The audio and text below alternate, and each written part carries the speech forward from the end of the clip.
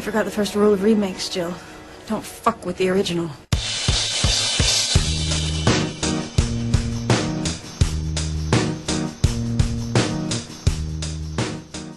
Hey everyone, welcome to Don't F with the Original. With Nicholas, I am the gaming correspondent for Idiomatic. And I am Dimitri, editor-in-chief of Idiomatic and movie critic. Now, in celebration of the upcoming Star Trek Into Darkness, which is like you have to say it in one breath because there's no colon. Star Trek Into Darkness. Yeah, they were trekking into darkness. I realized I said darkness and colon in the same sentence. Anyway. Nice. We are going to talk about the original Star Trek, the motion picture. Yeah. Although, I find the word motion kind of relative in this context, but... That's why we're probably going to, expand a little bit and talk about mostly Star Trek, the original series, and not just the original motion pictures, because we don't want to make everybody sleepy during the podcast. Yeah, no, I agree. I was going to say, we already talked at length about Star Trek, the motion picture during our Worst of the 80s podcast. You can listen to it. It's part of the Dreamer's Edge podcast at idiomatic.com. Plug! So we're going to expand the conversation, like you said, and talk about Star Trek in general, because, it's like the major geek franchise. One of the first that created that devoted fan following, which would later lead to making remakes because you're insured an audience. Whether or not they like it, they're going to see it type deal. Exactly. So totally in vain with our show is what I'm saying. Yep. All right. Star Trek. What was it called? Star Trek. Is it Star Trek? It's just Star Trek. I thought it was something like... No. Oh, okay. It's just Star Trek. It's basically the voyages of the Starship Enterprise and its crew. And they led by Captain Pike. Captain Pike? The pilot was... We're Really? doing it in order, aren't we? I guess. I totally forgot that. Captain Pike. Wow. Captain Pike. He's Kirk's elder.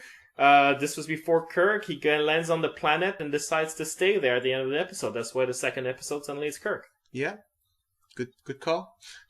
And yeah, it's basically just a crew of people exploring the galaxy, promoting this, unity thing, that, we can all be together and, even if we're different. Actually, that was the first two seasons. The third season was just the Alien of the Day episode, but the first two seasons... With time travel! Yes. And the evil universe. Where people have goatees. That's where that comes from. By the way, every time there's a evil universe and people have goatees, it's because Spock had a goatee in Evil Universe. Yeah, it's what is it called? Mirror Mirror, that episode? I forget. I don't remember. I never remember the title of the episodes. Besides Spock's Brains, which is a classic, but so yeah, it was just basically this big message of, we can all work together and make this cool stuff in the future. In future, things will be great. No more racism, no more bad stuff. Just, cool exploring of space. Yeah, that was totally Gene Roddenberry's idea, is that in the future, we will have outgrown most of the bitter things that is the source of human strife. Yeah. No more racism, no more sexism, equal opportunity everywhere. Yeah. Which in the 60s mostly meant a bunch of token characters that don't really play much of a role. But... No, they'll have pretty much, their arcs once in a while. Once in a while, but there are three main characters to the Star Trek series. That is true. It's Bones, Spock, and Kirk. Yeah. They're all white. Spock's a Vulcan. I mean, come on, he's from another planet. He's not white. Right. And in Star Trek 4, he does mention that he feels he resembles more the Chinese, but... I guess, yes. Or Kirk says that, I don't remember. Yeah. But you're right, they were both like three, white males, which is probably the norm in the 60s, unfortunately. But it's a product of its time. I'm not trying to say, Gene Roddenberry was a hypocrite. No, he was making televisions in the 60s. He wasn't going to get away with a main character that's black. That wasn't going to happen. Yeah, exactly. So, it is what it is. And I think if for the time, it's great for what it tries to show as the message. Yeah, no, absolutely. I think the reason why people grasped onto it so powerfully, which... To be fair, they didn't grasp onto it when it originally aired. It was a flop originally and only picked up once in syndication when people started watching it. It had its fans. I mean, when it got canceled their second season, there was a write-in and people said, no, you need to make it more of that, more of this. And there was enough. Yeah, but there's a reason why it was canceled in second season. Yeah. Because it wasn't hitting the ratings. Good point. It had its niche audience, basically. But then it became huge in syndication. Yeah. And I think one of the reasons for that is because Star Trek is the sort of thing that's easier to get into when it airs once per day. Because it doesn't really have the sort of gripping storyline or gripping suspense that will get you to go like, oh, I can't wait to see what happens next week. But it has enough of a intellectual engagement and curiosity to it that you're like, I kind of want to see more of that. You know? Yeah, exactly. That again, that's what got me to Next Generation as well. I didn't see the first, diffusion, but when it was on ABC like every weeknights, it's like, yeah, this is tomorrow I'll watch it again. This is fun. It really gets you into it. So you're probably right in that case. But its huge success for me, I think, with Star Trek is its optimism. I really do think, there's a reason why NASA actually named the shuttle the Enterprise, and it's because it's really beloved. And I think it's that optimism. It's that idea that man can achieve anything. It can overcome its own pettiness. It can go into space. It can solve other people's problems week after week. Yeah. It's sort of like man can be awesome, and we just have to strive to be awesome and go to places no man's gone before. It's like that whole idea of challenging yourself and succeeding. Yeah, working together as well. Yeah. Exactly. And I think that's what stuck with people. It's such an optimistic message. It's such a American message when you think about it. It's sort of like work hard, do things, and you will achieve greatness. I mean, like that's the basis of the American dream. Yeah. But stripped of its consumerism. Yeah, and that's hard. Yeah. And I think that's what's beautiful about it. Yeah. Yeah, you put it very eloquently. So that show eventually ended, but had its firmly established syndication fanhood at that point. Oh, yeah. Which led in the 80s to the first movie, the one we were supposed to talk about, but we're probably going to go really fast across. Star Trek. The Motion Picture. The Motion Picture. Yeah. Very ironic title. Yes. Well, we were talking about it just before recording. You said that a lot of it feels like they're trying to imitate 2001: A Space Odyssey. Yeah. It's really those long shots of the ship and, in the quote-unquote silence of space, although it's kind of like a more hum when the ship passes by, and all those sweeping shots of space. They're really trying to make something artsy with it. And, if you're looking for that, it kind of succeeds, but I don't think the average Star Trek fan was looking for 2001: A Space Odyssey when they went to see a Star Trek movie. No, I don't even know that it succeeds really, because the Enterprise looks boring. Like it's the spaceships in 2001: A Space Odyssey are fantastic looking because they look real. Like they look like a real spaceship might look if it were built, a few years after the movie came out. That's true. The Enterprise looks like the Enterprise. It should look like the Enterprise. That's what the mythology established, but it doesn't look fascinating. It's a big disc with rabbit ears. Yeah. It's a disc and then a body, and then the rabbit ears at the end of the penis, I guess, or something. Yeah. It's functional. It's what it is. Yeah, no, I mean, it looks cool, but it doesn't look real, Yeah, that's true. But my biggest problem with that movie is I feel that they missed the point of what makes Star Trek great. There's a certain humanity that's being celebrated in the TV show. And the movie does not do that. It goes into this way funky science fiction concept where the past comes back to you in a different form. Yeah. But the humans don't really play a part in that story. Yeah, slight spoilers, but it's about merging with technology. At one point, when the character becomes kind of a robot-ish thing, still not quite sure what she turns into. And then, it's basically a robot wanting to meet its creator. It's an interesting message, but really not what the series was about at all. Yeah, I agree completely. And I think that is its principal failure. I mean, there has been many a blog about how boring this thing is, and they're all right. Yes, yeah. But I think its major problem is that it's not Star Trek. You're right. Also, just as a side note, I just thought, Kirk was kind of an asshole in this movie.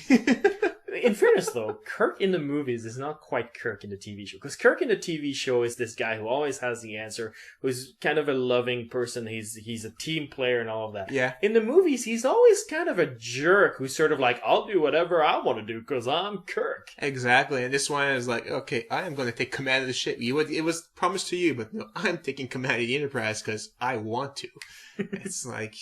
we're kind of like you from the series, but if people who just jump in and watch the movie cold, they're just going to look at those guys like, what a jerk. I like when they just basically hope you saw the background, and say, okay, you're supposed to like these characters, and then they act like weirdly, and it's like, yeah, I'm supposed to like them, but he's acting kind of, like an ass. Let's face it. Yeah, no, it's the thing with when you make the jump to the movie and you're basing it on TV characters, it can be difficult, quite a challenge to get the characters right because you have to condense them into an hour and a half when really they've been established for years and years and seasons of television where their personality was sort of developed a little bit at a time. Yeah. And so, because TV show allows you to explore one facet of a character, one episode, and another facet of that same character in another episode, and the actor gets to make it consistent, and you're all good to go. Yeah. The movie has to condense all of that, so that can be hard. Yeah. It takes a really talented writer to basically introduce all your characters and their traits like really fast and not take half the movie. Yeah, we'll get to some of the issues that raises when we get to the next generation movies. Yes. But just, as an aside, one good example of that done well is Serenity. Yeah. The scene where the ship is about to crash and, Mal goes from character to character and is like, hey, what is your character trait? Who are you? And basically they react to him. And that's well done. And it's very short and you see what it is. And in Star Trek, you're supposed to know these characters. Who cares? Seriously. If you don't, go watch the series. Why are you watching this movie if you haven't seen the series? But they don't even follow the through line, as you pointed out, of these characters. And I feel a little bit that the writers were simply not interested in revisiting the characters. They were interested in the concept of their monster of the week. That's true. That is true. Okay, well, speaking of retcons and going back, might as well talk about the reboot. Yeah. We're working our way to it, finally. Star Trek, the original remake. Yeah. Which is technically not quite so because they found a loophole through time travel to make both continuities coexist. But that's fine. I'm fine. It's a new universe. It's fine. It's clever, actually. I think it's clever. It's clever. It works perfectly fine. It was explained in the Next Generation episode where every action that can happen happens in another universe. So fine. We're in another universe different from the first one. Perfectly cool with it. I didn't think I was going to like the reboot, but I really liked it. It was fun. It introduced all the characters very well. Even some that came out of nowhere from in the middle of an isolated planet. And hey, it's Scotty all of a sudden. Let's bring him on the ship. But it was fun. And, it had the link with old Spock. I enjoyed it. Yeah. It had a lot of serendipity, but for me, that's sort of what's clever about that movie. Because I guess what I like about the new Star Trek is that it goes back to the original theme of achievement, of human achievement and going where no man's gone before. Because the basic idea of Star Trek, the original series we talked about is, go where no man's gone before. Don't let anything stop you in your ambition and you'll achieve greatness. And then Next Generation geared it more into sort of almost sort of a philosophical spin of what does human achievement mean, and then imply and then the other spin-offs just sort of lost that. Yeah, you're right. And the movies have none of it. None. And this one is the one that went back to it. But how do you do that today? We're a much more cynical society than we were in the 60s. Yeah. And so they went well, what's the one thing that's always standing in your way? Oh, yourself. And that's what the movie was all about. It was about two characters, Kirk and Spock. Bones got totally shoved to the side there. I know. And it was all about these guys who have this great destiny that we know of and that they themselves are almost aware of. Yeah. But are sort of just feeling torn about the weight of carrying such a destiny. On the one hand, you have Kirk, who had a great father who was this amazing hero who died a hero in a scene that had me teary-eyed. It's Really? really effective, Nice. I find.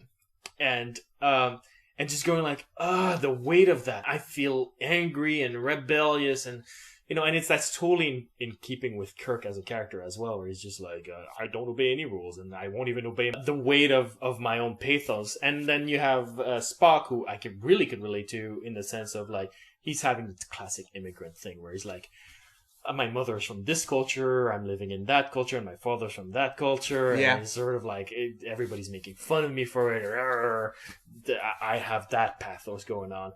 And then both of them, we know, have a great destiny, because we've seen the series, and both of them are being like such dicks about it, like so reluctant, until like as if the plot itself just went like, no, you are going to become a hero no matter how hard you try not to be. I'm going to put you next to Scotty. I'm going to do this. I'm going to do that. Yeah. You people are going to end up together being friends no matter what. And they're just like, why is the universe pulling us in this direction? Yeah. And I like that. I thought that was an interesting idea. That's interesting. Yeah, there are certain things I didn't like that were weird. Like, for example, one I didn't like was the engine room. I like the engine rooms being clean, it was like, it's the future, it's clean, everything, we're getting this all pollution crap, and that engine room looked like such a mess. It looked like a giant beer factory, I guess, or, Scotty's not there to clean it up. I guess so, but the warp engines are gone. It looks like it works on oil. Really? I got a sense of hydraulics. Yeah, but this isn't steampunk, man. This is the future. That's how it felt to me, though. I know. But I'm not saying it's not steampunk. It shouldn't be. It shouldn't feel steampunk. It should, it was. No, like, it works on the lithium crystals. It's supposed to. Yeah, exactly. So How do I know this? Because you're a geek like me. I don't know why they had to change it. It seems ridiculous. The phasers bouncing was kind of weird too. Yeah, the gun sound on the Yeah. phaser was like, is that a ricochet sound I'm hearing? That's really weird. Right on the mirror with a laser pointer. Well, that does not ricochet with a ping. Although I will say, a lot of people have said, like, oh, they changed the phasers. No, if you watch the original series, the phasers look like guns. They did not change them. Yes, they changed it in the next generation so that it would look less like gun. And more like a remote control. Yes. And also, there's this weird scene where doesn't Aurora say that she got the position because she gave good head to Spock? What? No, I didn't get that. She's really worried that, that he's not going to take her as the communications officer. And she's like, have I not, shown oral sensitivity? And it's like, really, is like, are you saying you want the job because you gave head to Spock? It's just, I didn't catch that. Really? It's like, yes, watch it. It's really weird. And it's like, it seems like kind of like a, so everything is nice and beautiful in the future, but you're women's rights. Like, fuck that. You're going to get a job if you blow me. It's well, he's a Vulcan, so, he doesn't obey those rules that Gene Roddenberry set out. Yeah. Watch it. It's just really is like, did you just say you're getting the job because you gave him head? It's really weird. They're together, and I guess she's playing with oral sensitivity as any, I don't know, but it's just, what? Well, I will say, though, the relationship between Spock and Aurora in this new reality, I thought is a fantastic idea. I thought the scene where he's really upset because he lost his entire species, and Kirk is somewhat less than sensitive about it. Yeah. The scene where he's completely calm, and then the elevator closes, and she goes like, "Are you alright?" And she's like, and she's being like super sweet to him and super supportive, and they're sensual as well. The way lovers are, and he's just sort of like trembling and going like, "Well, I need your support that you're giving me right now, but I also need to act like a Vulcan right now because I'm about to lose my shit." Yeah. Like, that was really well acted from Quinto, who does Spock, and from Aurora. Like, that's a really good scene, and also a really touching one. A great way of showing how much Spock is about to lose it without showing him losing it yet. Yeah. And then Kirk makes him lose it. Yeah, he just pushes to the extreme. And like, a lot of people have criticized the plot thread where like Spock just loses and goes like, "You're gonna end up in like Tatooine," like, and it's like, yeah, no, but like, keep in mind what Kirk did. Like, really, like, the man just lost his parents, his species, everything he's ever known and loved, and you're like, feels good, eh, sucker? Yeah, you're gonna end up on Tatooine if you do stuff like that, alright? The ice planet is Hoth, by the way, not Tatooine. Oh, shoot. I screwed up the joke. I lose my geek membership card, which makes me feel good, actually. I'll give you a pass with the dilithium crystal thing. But it was fun, and I wonder what the second one's going to be like. Yeah, I'm looking forward to it. There's quite a few things. I love that Pike is still there. Because, the elder captain in the reboot is Pike, and he's still there. And I'm like, oh yeah, that's right. They didn't kill him off in that continuity. Yeah, but isn't Kirk captain now? Is he going to be like captain in training? What the hell? What the hell's happening here? Or maybe, Pike will be admiral and he's a captain. I guess, yeah. There's a lot of people who think it's going to be a return of Khan, and I'm thinking that's probably not going to be. But there's one episode in the original series where you have this one character who gains like super psychic powers and becomes like beyond human and becomes arrogant for it, and then Kirk ends up killing him. Yeah. I think it's going to be that guy. Interesting. Yeah, Khan wouldn't work. I mean, Khan, you have to set up that he's marooned in and he wants the revenge. In a 2-hour movie, that's like, okay, marooned like 2 years later, and he comes back. Oh, no! No, that's interesting. That could work. I wonder if Spock's gonna have to mate in this one, because the Vulcans mate every 7 years. It's gonna be a problem. Oh, I wonder if they're gonna remember that.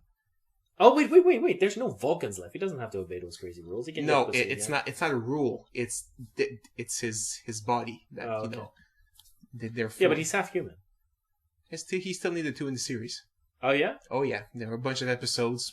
That's where he fought Kirk over a mate, because the mate chose like Kirk instead of Spock, and Spock's like, I'm gonna fight for him. And yeah. I remember that episode. It was really stupid. Yep. Although the music yes. from their fight is used everywhere. Yeah, they need to make fun of that music in this movie. That's going to be great. Just a remix or something, Just like during the credits, when you reach the end part of the credits where they start listing the songs, just play that song. Yes. Yeah, that'd be funny. That would make the credits worth watching. Yeah. And I mean, the trailers look great. I mean, it's one of those J.J. Abrams productions, and what does that mean? That means that the trailers don't show you jack shit, because he is really, really intense about controlling the marketing to avoid spoilers. Really? Yeah. He's that powerful that he's like... This is the man who is helming not only the Star Trek franchise, but the Star Wars franchise as well. But I mean, the trailers were out before he got given Star Wars, but so he had even that power back then. It's like, no, we're not showing this. And the company said, all right, fine, we're listening to you, and we're not showing this. Yeah. Because I remember even Leonard Nimoy didn't have that for, I think it was the Search for Spock. No, he didn't. He was begging. It's like, don't show the shot of the Enterprise blowing up. He wants it to be a shock in the movie. But it's like, no. In the trailer, it's going to be shocking. People are going to want to see the movie. It's like, I'm more on Leonard Nimoy's me too. Side there. But it's like, well, it's good that Abrams can do that, So you get a sense of, this movie's going to look cool, but you don't get, a spoiler of the story. The difference between Leonard Nimoy in this capacity for Star Trek 3 and J.J. Abrams for his productions is that he's producer as well as director. Okay. And every film he makes goes through his production company on top of that. So. Nice. So, will it keep into the series, into the spirit, or will it F with the original? I have to say that based on his previous film, I think it will keep with the spirit, because that's what I love about Star Trek, the new movie, is that it brought back the spirit. Yeah. And again, like you just mentioned, I didn't know that, but how powerful he is. But he's not going to be pressured by other people that, no, you need to add this to make it more zany or that more action. He's like, no, I'm doing my thing. Mm. And if he keeps to the vision, which I'm probably he is, I don't think it's going to change. So yeah, it's going to be an interesting viewing. I think so. Of course, having said that, small caveat, I know that a lot of Trek fans do not like the Star Trek reboot. Really? Yeah, such as Frank, for example, from the D podcast. Okay. And I will say this. It seems to me that Abrams is a Trekkie, not a Trekker. If you're expecting science to be the driving theme of the story, it's not going to happen, because that's a Trekker thing, and Abrams is like full-on Trekkie. It's going to be Kirk's awesome humanity that drives the story. That's fine. That's what the original series was all about, know. And, even in Next Generation, there were more technology stuff because they could do it. but they still had the humanity. But it became all technology, I guess, during Voyager or in another series. It was like, oh, do this, and this, and ship the tachyon pulse, and you're like, I can follow you guys because I know the science, but come on, seriously. Oh yeah, even the Next Generation finale, which we praised an awful lot. Yeah. I mean, there's one scene that made me laugh out loud, and because I subtitled it for the DVD release. Yeah.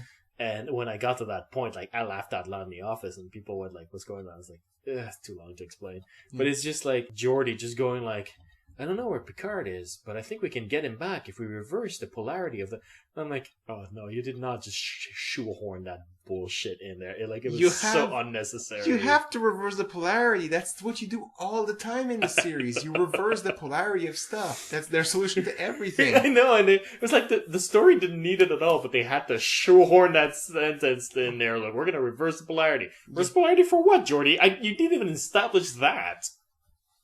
You have to reverse the polarity. It is Star Trek. And they better reverse the polarity in this movie as well. I will laugh out loud and it'll be awesome. Anyway, all this to say, I think we're both looking forward to that. Oh, yeah. I'm going to go see it. Woo! Alright.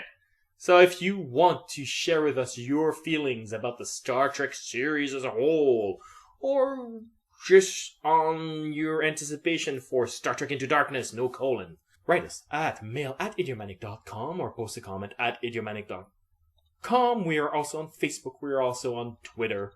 We're also on iTunes. Write us a review if you can. Even if it's a negative one, just be honest. Be honest. Be constructive. Constructive is important. Yes. Be honest. We appreciate the feedback, and we don't have glass jaws. So seriously, if you feel that we screwed up somewhere, we're going to learn from it. We're not going to be like, well, you're banned from our thing. It's like, no, we're grown-ups. And if we made a mistake discussing, technical mistake discussing Star Trek, I will argue with you. Yes. And if I made a grammar mistake, I will say, yes, I did. Bye. Bye.